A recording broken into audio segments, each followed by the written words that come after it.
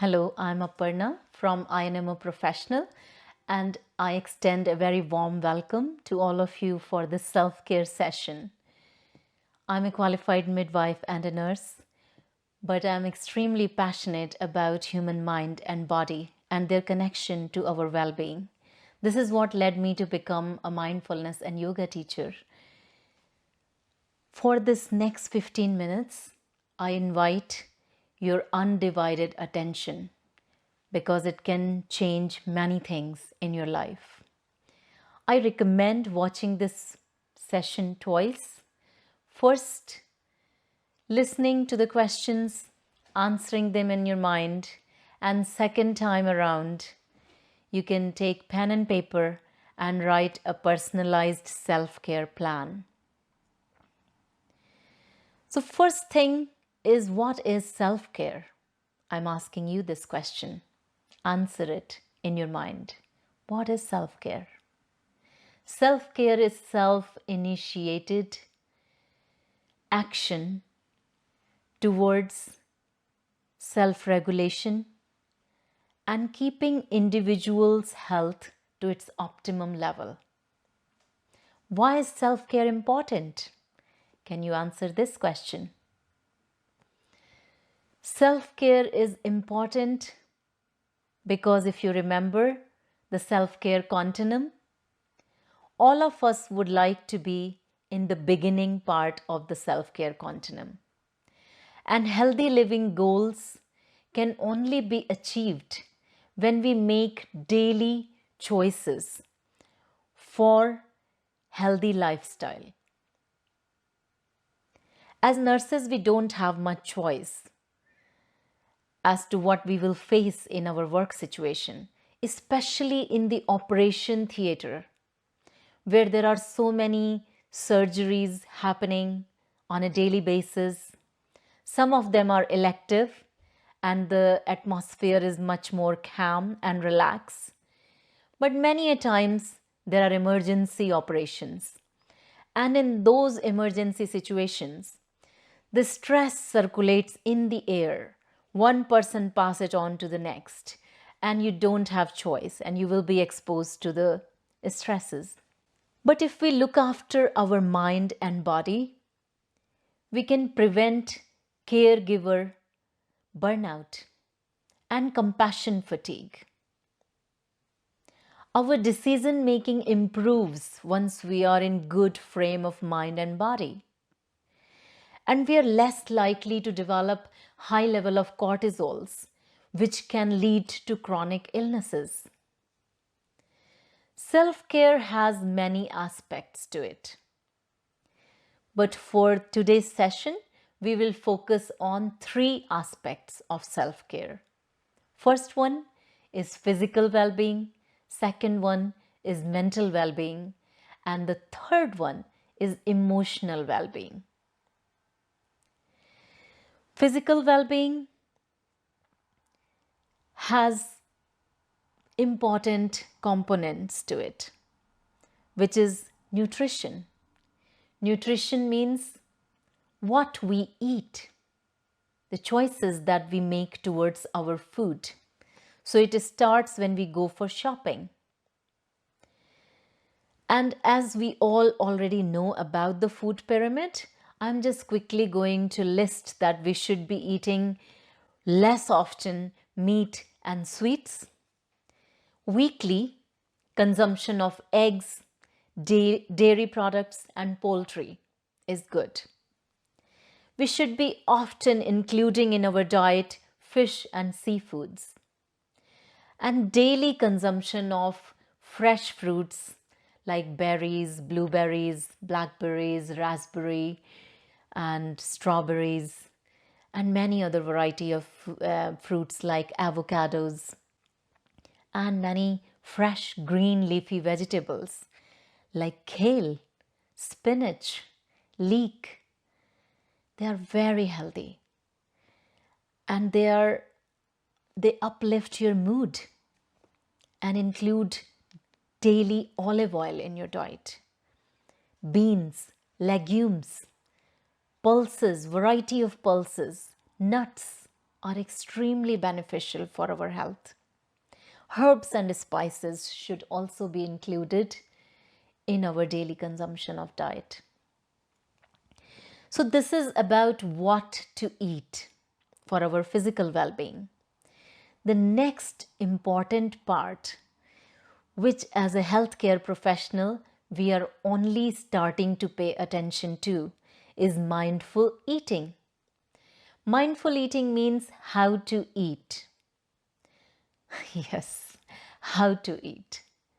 So how to eat means paying full attention to the food when eating, which means sitting down and savoring the food, taking time and not putting the food in the body in front of the TV or while working on other electronic device or talking to somebody, but having that small little ritual around the food. But when you're at home, try to eat your food as slowly as possible and as intentionally, paying full attention and looking at the food and asking yourself this very important question: am I hungry? So before you start eating the food, ask yourself this question: am I hungry? If I'm not hungry, why am I eating? And then when you are about halfway through to your meal, then ask yourself this question: am I full? And you will get an answer from within. And you will realize, because there is a little time gap between the stomach and the connection to the brain through the neural pathway, it takes time for the brain to register that you are full. So if you're eating slowly, then you become full with this less amount of food. But asking these two questions, am I hungry, am I full, are really important in order for you to incorporate mindful eating in your day-to-day life. Then the next aspect of physical well-being is exercise. We as nurses advise our patients to exercise. But make sure that it's coming from the place that we are implementing on ourselves first, that we are exercising daily. And just ask yourself, what is my favorite form of exercise? How often am I doing that? So it can be walking, it can be dancing, it can be going to gym, it can be yoga exercises. And yoga is well researched and well known since ancient times to work way beyond your body. It works on the mind as well. So when you do yoga, you are exercising mind and body both at the same time. And same applies to mindful walking. So when you go for walking out in the nature, and if you're not lost in the thoughts and instead paying attention to everything that is around, then you're doing mindful walking.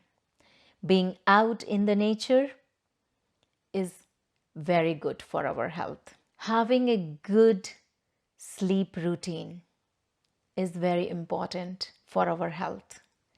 With the shift work, if it's not possible to have a discipline around sleeping time, just see what is workable. Write down what type of sleep routine is possible according to your shift routine. Ideally, if we go to bed at 10 p.m., then between 10 p.m. and 2 a.m., it is that time when we actually get the best quality sleep. It is the time when we get deep sleep, and after that it is REM sleep. So see how much you can avail of that time by getting a good sleep, because sleeping is the time when brain sorts out a lot of things that have happened during the day. And having good sleep is always a sign of good health. So, in order for our mental well being, it is important that we understand what's the type of coping strategies we use to manage our stress. So, some unhealthy or harmful coping styles for stress include avoidance, procrastination, or withdrawal from the situation, or distractions like using TV, social media, and taking sleeping pills, or drinking lots of coffee, taking lot of sweets, and eating cakes, or using violence, yelling at others, or harming self or others. These are harmful strategies for managing stress. But the most useful coping mechanism or a healthy management of stress includes positive self talk, like standing in front of the mirror and talking to yourself as if you're talking to a friend, and telling yourself about the problem, about the possible solutions, and choosing the best solution. So it's called mirror exercise. Then the next one would be good time management. Good time management is very beneficial for mental well being. And sleeping, nourishing the body, and exercising, and more laughter. Laugh as much as you can, smile as much as you can, because brain doesn't know the difference. Once you laugh, once you smile, even if there isn't really any reason, the body will still benefit because brain will release those happy hormones, endorphins. So make sure that you are finding some time every day to be happy.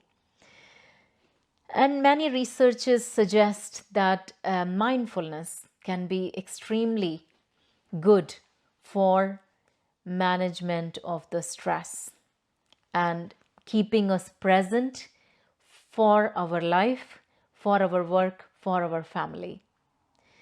There are many ways of practicing mindfulness. You can do a body scan meditation. You can use an app and just practice breathing, mindful breathing exercises. Or you can also do mindful walking. Then the other aspect which is extremely beneficial for our health is called emotional well-being. Emotional well-being means if we practice all those previous things that we talked about, the physical well-being, the mental well-being, then we become more resilient.